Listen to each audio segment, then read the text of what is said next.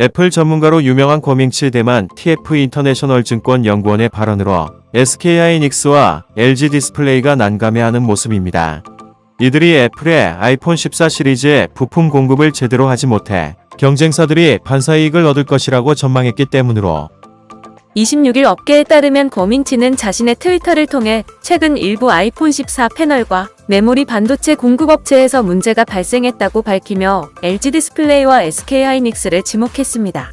홍콩에서 활동하는 대만의 애널리스트로 애플에 관한 예측 기사에서 애플의 정통한 소식통이자 전문가로 항상 언급되는 인물로 한때는 꽤 신뢰받는 분석가였지만 최근에는 애플 루머랭크는 의외로 11위를 받는 등 텔리는 루머들이 좀 많으며 최근 들어 애플이 유출 대응으로 가짜 정보를 흘려 유출자를 잡는 등 가시적인 성과를 올리고 있어서 거밍지뿐만 아니라 다른 사람들도 꽤 고전시키고 있습니다.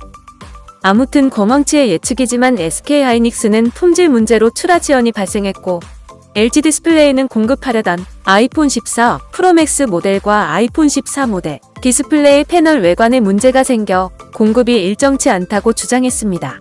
고밍치는 SK하이닉스뿐 아니라 마이크론도 제품 인증 시작 시기가 늦어지고 있어 올해 3분기에 LPDDR5 D램을 공급할 곳은 삼성전자가 유일할 것이라며 패널에서도 LG 디스플레이의 문제로 삼성 디스플레이와 중국 BOE가 공백을 메울 듯하다고 말했습니다.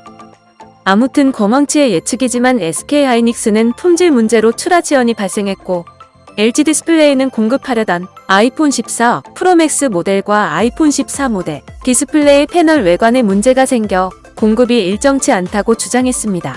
고밍치는 SK하이닉스뿐 아니라 마이크론도 제품 인증 시작 시기가 늦어지고 있어 올해 3분기에 LPDDR5 D램을 공급할 곳은 삼성전자가 유일할 것이라며 패널에서도 LG 디스플레이의 문제로 삼성 디스플레이와 중국 BOE가 공백을 메울 듯하다고 말했습니다. 고밍치는 TSMC가 올해까지는 5나노 공정 기술을 고수할 것으로 보인다며 TSMC는 2023년까지 3나노와 4나노 공정 칩 양산에 나서지 않을 가능성도 있다고 밝혀 결국 애플이 아이폰용 AP에 3년 연속 5나노 공정을 적용한다는 점을 시사했으며 애플은 지난 2020년 출시한 A14에 처음으로 5나노 공정을 적용한 후 지난해 나온 A15에도 그대로 5나노 공정을 사용했으며 2세대 5나노에 해당하는 M5P를 적용했으나 성능 및 전력 소모가 각각 5%, 10% 개선되는 데 그쳤습니다.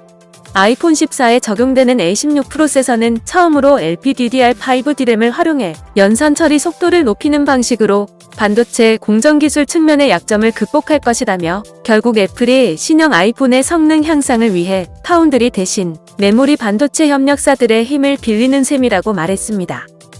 당초 BOE는 올 초 애플의 허락 없이 아이폰 13 올레드 패널 디자인을 임의로 바꿔 아이폰 14 물량을 따내지 못할 것으로 관측됐으나 애플이 늘 그렇듯이 한국의 삼성과 LG의 가격 경쟁력을 위해 BOE를 제외시키지 않은 것으로 알려졌으며 여기에 LG 디스플레이가 애플에 공급하려던 아이폰 13 프로맥스 모델과 아이폰 14 모델 디스플레이 패널 외관에 문제가 발생하며 공급의 차질을 빚고 있는 것이 호재로 작용한 분위기입니다.